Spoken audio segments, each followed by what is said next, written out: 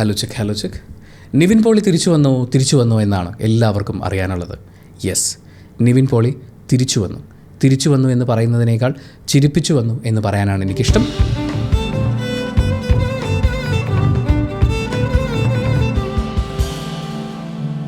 നമ്മുടെ മാത്യു നായകനായിട്ട് കുറച്ച് നാൾ മുമ്പ് റിലീസായിട്ടുള്ള കപ്പ് എന്ന് പറയുന്നൊരു സിനിമയുണ്ട്. ആ സിനിമയുടെ റിവ്യൂ വീഡിയോയിൽ അതിലെ നായിക കഥാപാത്രത്തെ അവതരിപ്പിച്ച ആർട്ടിസ്റ്റിനെ കുറിച്ച് ഞാൻ പറഞ്ഞത് പ്രത്യേകിച്ച് ഒരു ഇമോഷൻസും കമ്മ്യൂണിക്കേറ്റ് ചെയ്യാത്ത, ഒരു റിയാക്ഷൻസും ഫേസിൽ വരാതെ അങ്ങനെ നിൽക്കുന്നൊരു ആർട്ടിസ്റ്റ് എന്നുള്ളതാണ്. പുതുമുഖം എന്ന് പറയുന്നൊരു പരിഗണന കൊടുത്തുകൊണ്ട് തന്നെയാണ് നമ്മളന്ന് വിമർശനാത്മകമായി സംസാരിച്ചത്.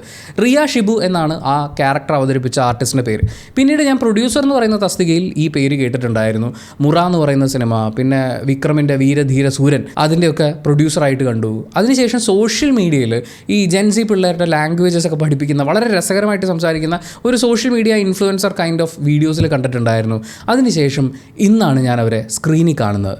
റിയ ഷിബു അവർ ആസ് എൻ ആർട്ടിസ്റ്റ് എന്തുമാത്രം മാറിയിട്ടുണ്ട്, എന്തുമാത്രം എക്സ്പ്രസീവാണ്, ഇമോഷൻസൊക്കെ എന്ത് ഗംഭീരമായിട്ടാണ് കമ്മ്യൂണിക്കേറ്റ് ചെയ്യുന്നതെന്ന് കണ്ടിട്ട് ഞാനിങ്ങനെ സ്ക്രീനിലിരുന്ന് കണ്ടു. സിനിമ കഴിഞ്ഞ് പുറത്തിറങ്ങുമ്പോൾ ഞാൻ അവരുടെ ഫാനായി മാറിയോ എന്ന് ചോദിച്ചാൽ പോലും അത്രയും നന്നായി ആ കഥാപാത്രത്തിനെ കൈകാര്യം ചെയ്തിട്ടുണ്ട്. അവർക്ക് വേണ്ടി തുന്നി ഉണ്ടാക്കിയ പോലത്തെ ഒരു ക്യാരക്ടർ അടിപൊളിയായിട്ട് പെർഫോം ചെയ്ത് ഈ സിനിമയുടെ ഏറ്റവും വലിയ പോസിറ്റീവായി ഒരുപക്ഷെ ഞാൻ പറയാൻ പോകുന്ന പേരും റിയ ഷിബുവിൻ്റെ തന്നെയാണ്. സിനിമയുടെ പേര് സർവം മായ.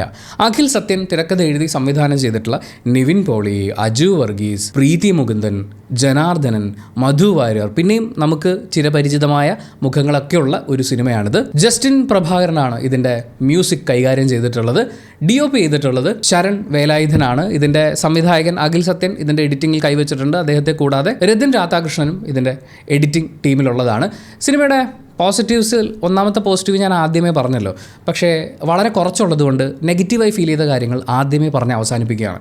ഒന്നാമത്തെ കാര്യം, ഈ സിനിമയിലൊരു അമ്പലപ്പറമ്പ് കോമഡി സീനുണ്ട്. ആ കോമഡി സീൻ എനിക്കത് ഒഴിവാക്കാമായിരുന്നു. വെച്ചാൽ മൊത്തം സീനല്ല, അതിൽ നിവിൻ പോളി ഉപയോഗിക്കുന്ന 1-2 വാക്കുകൾ ഒഴിവാക്കാമായിരുന്നു എന്ന് തോന്നി. കാരണം അത് മാറ്റി വെച്ച് കഴിഞ്ഞാൽ ഇറ്റ്സ് എ ക്ലീൻ ഫാമിലി പടം. നമ്മൾ റിഗ്രസീവായ എത്രയോ കോമഡി സീനുകൾ എത്രയോ സിനിമകളിൽ വരുന്നു. ഇതെനിക്ക് ധൈര്യമായിട്ട് പറയാൻ പറ്റും, നിങ്ങൾ ഫാമിലിയായിട്ട് പോയി കണ്ടോളൂ എന്നുള്ളത്. പക്ഷേ അതിൽ ഈ ഒരൊറ്റ കാര്യം, അതൊരു പഴത്തൊലി കാറ്റഗറിയിൽ വരുന്ന കോമഡിയാണ്.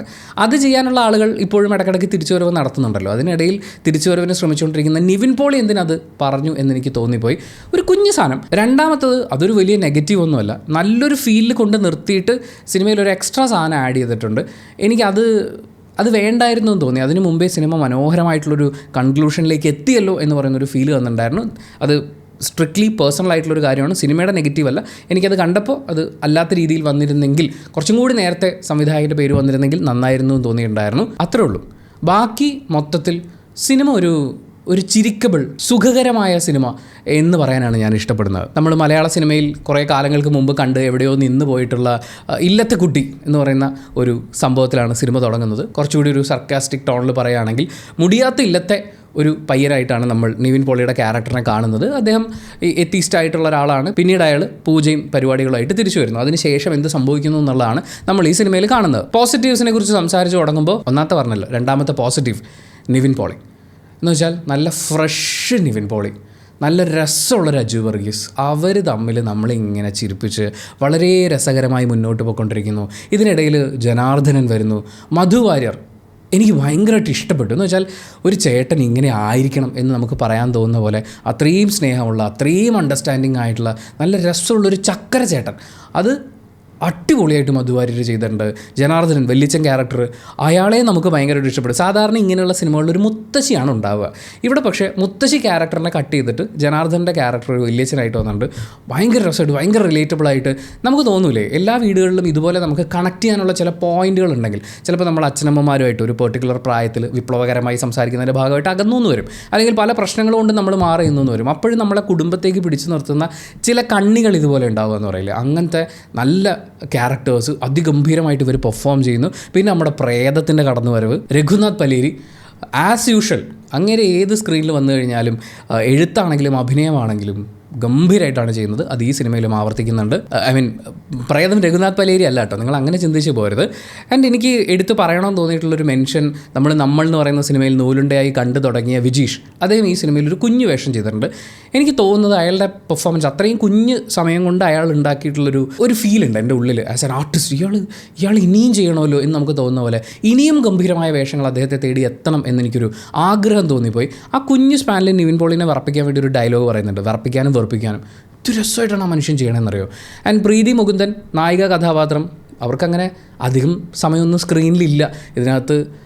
ഞാനിത് പറഞ്ഞാൽ സ്പോയിലറായി പോകുന്നു, അതുകൊണ്ട് വേറെ കമ്പാരിസൺസ് ഒന്നും പറയുന്നില്ല. നായികയ്ക്ക് വളരെ കുറച്ച് സമയമാണ് സ്ക്രീൻ സ്പേസ് ഉള്ളത്. അതവർ ചെയ്യാവുന്ന പോലെ വളരെ രസമായിട്ട് നന്നായി ഡാൻസ് ചെയ്യുക എന്നുള്ളത് അവരുടെ ആ ഒരു പെർഫോമൻസിൽ ഉണ്ടായിരുന്നൊരു പാർട്ടായിരുന്നു. അത് ആസ് യൂഷ്വൽ അവർ രസമായിട്ട് ചെയ്തിട്ടുണ്ട്. നല്ല കോമ്പോസാണ് ഇതിലുള്ള ഓരോ ആർട്ടിസ്റ്റുകളും. നമ്മളിപ്പോൾ ക്യാരക്ടേഴ്സായിട്ട് നോക്കാനാണെങ്കിലും അത് പെർഫോം ചെയ്തിരിക്കുന്നതാണെങ്കിലും നല്ല കോമ്പോസാണ്, നല്ല ചിരികളാണ്, നല്ലൊരു സുഖം. ഈ റിവ്യൂവിൽ ചിലപ്പോൾ നിങ്ങൾ ഒത്തിരി വട്ടം സുഖം എന്നുള്ള വാക്ക് കേൾക്കും. അങ്ങനെ സുഖകരമായി ഞാനിരുന്ന് കണ്ട സിനിമയാണത്. രണ്ടാമത്തെ പോസിറ്റീവ് ഹ്യൂമറാണ്. എന്ന് വെച്ചാൽ ലൈറ്റ് ഹ്യൂമറാണ്. വളരെ നിരുപദ്രവകരമായ സിറ്റുവേഷണൽ തമാശകൾ. അതുപോലെ ഈ ജനറേഷൻ ഗ്യാപ്പിൽ നിന്നുകൊണ്ട് നമ്മൾ അടുത്ത ജനറേഷനിലുള്ള ആളുകളോട് സംസാരിക്കുമ്പോഴോ അല്ലെങ്കിൽ നമ്മുടെ മുതിർന്ന ജനറേഷനിലുള്ള ആളുകളോട് സംസാരിക്കുമ്പോഴൊക്കെ നമുക്ക് റിലേറ്റ് ചെയ്യാൻ പറ്റുന്നത് പോലത്തെ അങ്ങനത്തെ കുഞ്ഞു കുഞ്ഞു ഹ്യൂമറുകൾ, ആരെയും ഉപദ്രവിക്കാത്ത, ആരെയും അവഹേളിക്കാത്ത, ആരെയും വേദനിപ്പിക്കാത്ത അങ്ങനത്തെ ഭയങ്കര ലൈറ്റ് ഹ്യൂമർ. പക്ഷേ ചിരിച്ചുകൊണ്ടേയിരിക്കാം. നമ്മുടെ മുഖത്ത് എപ്പോഴും ഒരു ചിരി ഉണ്ടാവും. സിനിമ തുടങ്ങുമ്പോൾ തൊട്ട് അവസാനം വരെ ആ ചിരി അവർക്ക് മെയിൻറ്റെയിൻ ചെയ്യാൻ പറ്റുന്നുണ്ട്. സിനിമ ഒരു ഹൊറർ കോമഡി വിഭാഗത്തിലാണ് വരുന്നത്. അപ്പോൾ ഈ ഹൊറർ എന്ന് പറയുന്നൊരു വാക്ക് കേൾക്കുമ്പോഴേ ആൾക്കാർ മറ്റേ പേടിപ്പിക്കുന്ന, രക്തച്ചുരിച്ചിലുണ്ടാവുന്ന, പല്ല് കാണിച്ച് നമ്മളിങ്ങനെ വെറുപ്പിക്കുന്ന പ്രേതങ്ങൾക്കൊക്കെ നേരെ വന്ന് കൊന്നാൽ പോരെ എന്നുള്ളത് നമ്മുടെ പണ്ട് തൊട്ടുള്ളൊരു സംശയമാണ്. എന്തിനാണ് നമ്മളിങ്ങനെ ചേസ് ചെയ്യുന്നത്? അപ്പോൾ അങ്ങനത്തെ പരിപാടികൾക്കൊക്കെ പകരം ഈ കോമഡി എന്ന് പറയുന്ന ആ ഒരു പാർട്ടുണ്ടല്ലോ, ആ ഹ്യൂമർ, അതിന് ഇമ്പോർട്ടൻസ് കൊടുത്തുകൊണ്ടാണ് സിനിമ പോകുന്നത്. പിന്നെ ഇതിനകത്ത് ഹൊറർ എന്താണെന്ന് ചോദിച്ചു കഴിഞ്ഞാൽ അത് പ്രേതമല്ലെന്നേ ഞാൻ പറയുള്ളൂ. നമ്മുടെയൊക്കെ ജീവിതത്തിൽ നമ്മൾ വളരെ ഇഗ്നോറൻ്റായി കൈകാര്യം ചെയ്യുന്ന ചില കാര്യങ്ങൾ, അതാണ് ഏറ്റവും ഹൊറിഫിക് ആയിട്ടുള്ള സിറ്റുവേഷൻസിൽ നമ്മളെ കൊണ്ടെത്തിക്കുക. അങ്ങനെ ഏറ്റവും കൂടുതൽ ആളുകൾ അവരുടെ ജീവിതത്തിൽ ഇഗ്നോറൻ്റായി കൈകാര്യം ചെയ്യുന്ന ഒരു കാര്യം അത് ഈ സിനിമയിൽ അവരിങ്ങനെ പ്രതിപാദിച്ച് പോകുന്നുണ്ട്. അത് നിങ്ങൾക്ക് മനസ്സിലാക്കാൻ പറ്റിയാൽ, ജീവിതത്തിൽ അത് ആപ്ലിക്കബിൾ ആക്കിയാൽ, ഓൾറെഡി ശ്രദ്ധിക്കുന്നവരുണ്ടാവും, പക്ഷേ ആപ്ലിക്കബിൾ ആക്കിയാൽ വളരെ നന്നായിരുന്നു എന്ന് പറയാൻ തോന്നുന്ന ഒരു നല്ല മെസ്സേജ് ആയിട്ടാണ് ഞാൻ അതിനെ പറയാം. പിന്നെ മ്യൂസിക് സോ ഗുഡ് എന്ന് പറയാൻ തോന്നുന്ന പോലെ അത്രയും രസമായിട്ട് ഭയങ്കര ഫ്രഷ് ഫീലാണ്. നമ്മളൊരു ഓഫീസിലേക്കൊക്കെ കയറി ചെല്ലുന്ന സമയത്ത് എല്ലാ ഓഫീസുകളിലും ഉണ്ടാവും നന്നായിട്ട് നല്ല ഫ്രേഗ്രൻറ്റ് ഒരു സ്പ്രേ ഒക്കെ പൂശി വരുന്ന ഒരാളുണ്ടാവും. അയാളിങ്ങനെ വന്നു പോകുമ്പോഴേ നമുക്കൊരു ഫ്രഷ്നെസ് ഫീൽ ചെയ്യാമെന്ന് പറയില്ലേ, അതുപോലൊരു ഫ്രഷ് ഫീലാണ് ഇതിലെ മ്യൂസിക് നമ്മളെ കൊണ്ടുപോകുന്നത്. പാട്ടുകളാണെങ്കിലും ബാക്ക്ഗ്രൗണ്ട് സ്കോർ. അജു വർഗീസിന് ഈ തമാശ സീനുകൾ വരുമ്പോൾ ഓരോ ആർട്ടിസ്റ്റുകൾക്ക് ഒരു പെർട്ടിക്കുലർ സാധനം കൊടുക്കുമല്ലോ. അങ്ങനെ ഇവർ അജു വർഗീസിന് കൊടുത്തിട്ടുള്ളൊരു സാധനമുണ്ട്. അത് അടിപൊളി പരിപാടിയായിരുന്നു.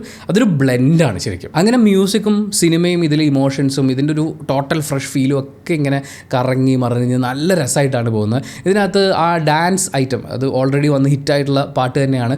അത് കേൾക്കുമ്പോൾ ഒക്കെ എനിക്ക് ഈ വൺ ഡയറക്ഷൻ്റെ പാട്ടുകൾ എന്തോ കേൾക്കുന്ന പോലത്തെ അങ്ങനത്തെ ഒരു ഫീൽ. വിഷ്വൽസ് നമ്മളെ ഭയചകിതരാക്കുക എന്നുള്ളതൊന്നും ഇവരുടെ ഉദ്ദേശമല്ല. നമ്മളെ ചിരിപ്പിക്കുക, രസമായിട്ട് കൊണ്ടുപോകുക, ആ ഫീൽ ഗുഡ് നിലനിർത്തുക എന്നുള്ളതാണ്. അത്രയും രസമായിട്ടാണ് ഇതിൻ്റെ വിഷ്വൽസ് മുന്നോട്ട് പോകുന്നത്. ഞാൻ വീണ്ടും എടുത്ത് പറയുന്നൊരു കാര്യം, നമ്മൾ കുട്ടികളുമായി തിയേറ്ററിലേക്ക്, പ്രത്യേകിച്ച് വെക്കേഷൻ സമയമാണ്, പോകുന്ന സമയത്ത് നമുക്ക് കുട്ടികളുടെ കണ്ണും കാതും അടച്ചു വച്ചിരുത്തി കാണിക്കുകയും കേൾപ്പിക്കുകയും ചെയ്യേണ്ടി വരുന്ന പോലത്തെ ഒരു സാഹചര്യം ഈ സിനിമയിലില്ല. അത്രയും രസമായിട്ടാണ് പോകുന്നത്. തിയേറ്ററിലൊരു കുട്ടി ഉണ്ടായിരുന്നു, അവൻ പ്രേതത്തിനെ കാണിക്കുമ്പോൾ തൊട്ട് ഇരുന്ന് ചിരിയായിരുന്നു. എല്ലാവരും ചോദിക്കുന്ന കുട്ടികളെയും കൊണ്ട് പോകാമെന്നാണ്. ഇതിൻ്റെ സംവിധായകനും നിവിൻ പോളിയും ഒക്കെ തന്നിട്ടുള്ള അതേ ഉറപ്പ് എനിക്കും പറയാൻ തോന്നുന്നുണ്ട്. കുട്ടികളുമായിട്ട് നമുക്ക് ധൈര്യമായിട്ട് പോകാം. അവർ എൻജോയ് ചെയ്ത് കാണും. അല്ലാതെ അവരെ പേടിപ്പിക്കുക, അവരെ ഇറിറ്റേറ്റ് ആക്കുക, അവരിലേക്ക് അനാവശ്യമായ കാര്യങ്ങൾ ഇഞ്ചെക്ട് ചെയ്യുക, ഇതൊന്നും സിനിമയിൽ നടക്കുന്നില്ല. ഈവൻ ദി ഡാർക്കർ പാർട്സ് എന്നൊക്കെ നമുക്ക് ഫീൽ ചെയ്യുന്ന അങ്ങനത്തെ ലൈഫിലെ മൊമെൻറ്റ്സ് ഉണ്ടല്ലോ, അതുപോലും ഇവർ രസമായിട്ടാണ് ചെയ്തിരിക്കുന്നത്. അതിനെയൊക്കെ അങ്ങനെ രസമാക്കി അവതരിപ്പിക്കുന്ന ഒരു വിഷ്വൽ പരിപാടി. അതിപ്പോൾ ഇവരുടെ കോസ്റ്റ്യൂംസ് നല്ല രസമാണ്. മേക്കപ്പ് പരിപാടികൾ, ആർട്ടാണെങ്കിലും വിഷ്വൽസ് അവർ ക്യാപ്ചർ ചെയ്തിരിക്കുന്നത്, അതിൻ്റെ കളറിങ്, എഡിറ്റ് എല്ലാം ഭയങ്കര രസമായിട്ടാണ് പോകുന്നത്. പിന്നെ ഒരു പ്രഡിക്റ്റബിലിറ്റി, ക്ലീഷേഡ് ട്രാക്സ് ഒക്കെ പറയാനാണെങ്കിൽ നമ്മൾ എവിടെയൊക്കെയോ പല സിനിമകളിലും കണ്ടിട്ടുള്ള ഒരു പ്രഡിക്റ്റബിൾ സ്വഭാവമൊക്കെ ഉണ്ട്. ഇപ്പോൾ അച്ഛനും മോനും ആദ്യം വഴക്കിടുകയാണെങ്കിൽ കുറച്ച് കഴിയുമ്പോൾ അവർ എപ്പോഴെങ്കിലും സിനിമയിൽ ഒന്നിക്കും എന്ന് പറയുന്ന പോലത്തെ അങ്ങനെ പ്രെഡിക്റ്റ് ചെയ്യാൻ പറ്റുന്ന കാര്യങ്ങളേ ഉള്ളൂ. അല്ലാതെ അവർ ക്ലീഷേസിനെ ഒരുപാട് ഇടങ്ങളിൽ പൊളിക്കാനുള്ള ശ്രമങ്ങൾ നടത്തുന്നുണ്ട്. ചിലതൊക്കെ വിജയിച്ചിട്ടുണ്ട്. ചില ആൾക്കാരെ കാണുമ്പോൾ അല്ലെങ്കിൽ ചില സീനുകൾ കാണുമ്പോൾ ഇതായിരിക്കും എന്ന് നമ്മൾ വിചാരിക്കുന്ന ഇടങ്ങളിൽ ഒന്ന് മാറി ചിന്തിക്കാൻ ഇതിങ്ങനെ അല്ല കേട്ടോ എന്ന് പറഞ്ഞ് നമുക്ക് കാണിച്ചു തരിക എന്ന് പറയുന്ന ആ ഒരു സംഭവമുണ്ട്. പിന്നെ ക്ലീഷേ എന്ന് പറയാനാണെങ്കിൽ നിവിൻ പോളിനെ പറയേണ്ടി വരും. കാര്യം നിവിൻ പോളിയുടെ ഉള്ളിൽ എന്താണെന്നുള്ളത് മുഖത്ത് വ്യക്തമാക്കുന്ന ഒരു ആർട്ടിസ്റ്റാണ്. എന്ന് വെച്ചാൽ അയാൾ ഇപ്പോൾ ചമ്മി തുടങ്ങുകയാണെങ്കിൽ അല്ലെങ്കിൽ അയാൾക്ക് ദേഷ്യം വന്ന് തുടങ്ങുകയാണെങ്കിൽ ഇയാളുടെ എക്സ്പ്രഷനിൽ അതുണ്ട്. അപ്പോൾ നമുക്ക് മനസ്സിലാവും ചിലപ്പോൾ അടുത്ത ഡയലോഗ് എന്ത് നിവിൻ പോളി പറയുമെന്ന് പോലും നമുക്ക് തോന്നിപ്പോകും. അതിൻ്റെ കാരണം നമുക്ക് അയാൾ അത്രയും റിലേറ്റബിൾ ആയതുകൊണ്ടാണ്. നിവിൻ പോളി എന്തുകൊണ്ട് ഇത്രയും നാൾ ഇയാൾ ഇതുപോലത്തെ ഒരു സിനിമ ചെയ്തില്ല നമുക്ക് ചോദിക്കാൻ തോന്നുന്ന പോലെ അങ്ങനെ നമുക്ക് റിലേറ്റബിൾ ആയിട്ടുള്ള ഒരു ആർട്ടിസ്റ്റാണ്. അയാളുടെ പൊട്ടൻഷ്യലിനെ എടുത്ത് വെക്കുന്നുണ്ട്. അപ്പം നിവിൻ പോളി അടുത്തത് എന്ത് പറയും എന്ന് നമുക്ക് തോന്നലുണ്ടാകുന്നത് നമുക്ക് അയാൾ അറിയാവുന്നതുകൊണ്ടാണ് എന്ന് പറയുന്ന പോലെ. അല്ലാതെ അതിനെ ക്ലീഷേ എന്ന് പറയാൻ പറ്റില്ല, പക്ഷെ വേണമെങ്കിൽ അങ്ങനെ പറയാം. പിന്നെയുള്ളത് ഈ സിനിമയിലെ ഇമോഷണൽ കണക്റ്റാണ്. നമ്മൾ ഈ പറയുന്ന ചിരികളൊക്കെ ഉണ്ടാകുമ്പോഴും ആ കഥാപാത്രങ്ങൾ ഓരോരുത്തരും കടന്നു പോകുന്ന ഓരോരോ സാഹചര്യങ്ങൾ, ഒരു സർവൈവ് ചെയ്യാൻ വേണ്ടി അല്ലെങ്കിൽ വളർന്നു വരാൻ വേണ്ടി കഷ്ടപ്പെടുന്ന ഒരു മ്യൂസീഷ്യൻ, അയാളെ മുതലെടുക്കുന്ന പ്രൊഡ്യൂസേഴ്സ് എന്ന് പറയുന്നത് നിങ്ങളൊരു അങ്ങനത്തെ ഒരു ഫീൽഡിൽ വർക്ക് ചെയ്തിട്ടുണ്ടെങ്കിലാണ് നിങ്ങൾക്ക് കുറച്ചും കൂടി കണക്ട് ചെയ്യാൻ പറ്റുക. സിനിമയുടെ തുടക്കം മുതൽ അവിടെ മുതലേ എനിക്കിത് ഭയങ്കരമായിട്ട് റിലേറ്റ് ചെയ്യാൻ പറ്റുന്നുണ്ട്. നമുക്ക് തരാനുള്ള പ്രതിഫലത്തൊക്കെ പിന്നെയാകാം, ഗൂഗിൾ പേ തരാമെന്നൊക്കെ പറഞ്ഞ് നമ്മളെ തേക്കുന്ന ആളുകളുണ്ടല്ലോ. ആ കാറ്റഗറിയിൽ നിന്ന് തുടങ്ങി വളരെ കോറായിട്ടുള്ള മനുഷ്യൻ്റെ റിലേഷൻഷിപ്സ് ഉണ്ട്, ഇമോഷൻസ് ഉണ്ട്, അതിലേക്കൊക്കെയും സിനിമ പോകുന്നുണ്ട്. അതൊക്കെയും നമുക്ക് ഫീൽ ചെയ്യും, നമുക്ക് മനസ്സിലാക്കാൻ പറ്റും. അപ്പോഴും ചിരി മായാതെ അവർ കാത്തു സൂക്ഷിക്കും. ഇതിനകത്ത് അച്ഛൻ മകൻ സീക്വൻസ്, ചേട്ടാനിയന്മാർ, കൂട്ടുകാർ, ഫാമിലി മെമ്പേഴ്സ് ഒരുമിച്ചിരുന്ന് വർത്താനം പറയുന്ന സീനൊക്കെ ഉണ്ട് സിനിമയിൽ. എന്ത് ബ്യൂട്ടിഫുൾ ആയിട്ടാണ് അവർ ചെയ്തു വെച്ചിരിക്കുന്നത്. ഞാൻ ആകെ മൊത്തത്തിൽ എന്നോട് സിനിമ എങ്ങനെയുണ്ട് എന്ന് വീണ്ടും ചോദിച്ചു. ചില ആൾക്കാർ ഫുൾ റിവ്യൂ നമ്മൾ പോസ്റ്റ് ചെയ്ത് അതിൻ്റെ താഴെ വന്നിട്ട് ഒന്ന് ചുരുക്കി പറഞ്ഞു തരാമോ സിനിമ എങ്ങനെയുണ്ട്, അല്ലെങ്കിൽ ഒറ്റ വാചകത്തിൽ പറയാമോ എന്ന് ചോദിക്കും. ഇതൊരു ലൈറ്റ് പടമാണ്. ലൈറ്റ് എന്ന് പറഞ്ഞാൽ കംപ്ലീറ്റ് ലൈറ്റായിട്ട് നമ്മളെ ഫീൽ ചെയ്യിപ്പിക്കുന്നൊരു സിനിമ, കാര്യങ്ങളൊക്കെ ലൈറ്റായി കാണിച്ചു തരുന്നൊരു സിനിമ, നമ്മളിങ്ങനെ ചിരിപ്പിച്ച് കൊണ്ടുപോകുന്ന ഇറ്റ്സ് സോ ഗുഡ് എന്ന് പറയിപ്പിക്കാൻ പറ്റുന്ന മൊമെൻറ്റ്സ് കുറേ ഉള്ളൊരു സിനിമ. ആൻഡ് നല്ല ചിരികളുടെ ചിറക് വിരിച്ച് നിവിൻ പോളി തിരിച്ചു വരുന്നൊരു സിനിമ എന്നെനിക്ക് ഈ സിനിമയെ വിളിക്കണമെന്ന് ആഗ്രഹമുണ്ട്. പക്ഷേ തിരിച്ചു വരവ് സമ്പൂർണ്ണമാവുന്നത് കൊമേഴ്ഷ്യലി വലിയൊരു ഹിറ്റ് ഉണ്ടാവുന്ന സമയത്താണല്ലോ. എന്നെ സംബന്ധിച്ച് നിവിൻ പോളിയുടെ ഏറ്റവും മനോഹരമായിട്ടുള്ള തിരിച്ചുവരവാണത്. ബാക്കി പ്രേക്ഷകരുടെ കയ്യിലാണ്. ഞാൻ ഈ വീഡിയോയിൽ പറഞ്ഞിട്ടുള്ളത് മുഴുവൻ എൻ്റെ പേഴ്സണൽ ഒപ്പീനിയനാണ്. സിനിമ ഓരോരുത്തർക്കും ഡിഫറൻ്റ് ആണ്. ഈ സിനിമ നിങ്ങൾ തിയേറ്റർ കണ്ടിട്ടുള്ള ഒരാളാണെങ്കിൽ നിങ്ങളുടെ അഭിപ്രായങ്ങൾ കമൻറ്റ് ബോക്സിൽ രേഖപ്പെടുത്തുക. കമൻറ്റ് ബോക്സും കൂടി വായിച്ചിട്ട് സിനിമയ്ക്ക് പോകണോ വേണ്ടിയോ എന്ന് തീരുമാനമെടുക്കാൻ കാത്തിരിക്കുന്ന കുറേ ആളുകളുണ്ട്. അവർക്കതൊരു വലിയ ഉപകാരമായിരിക്കും. അപ്പോൾ thank you so much. Video ഇഷ്ടപ്പെട്ടാൽ ലൈക്ക് ചെയ്യുക, കമൻറ്റ് ചെയ്യുക, ഷെയർ ചെയ്യുക, സബ്സ്ക്രൈബ് ചെയ്യുന്ന കാര്യം, ഹൈപ്പ് ചെയ്യുന്ന കാര്യം പരിഗണിക്കുക.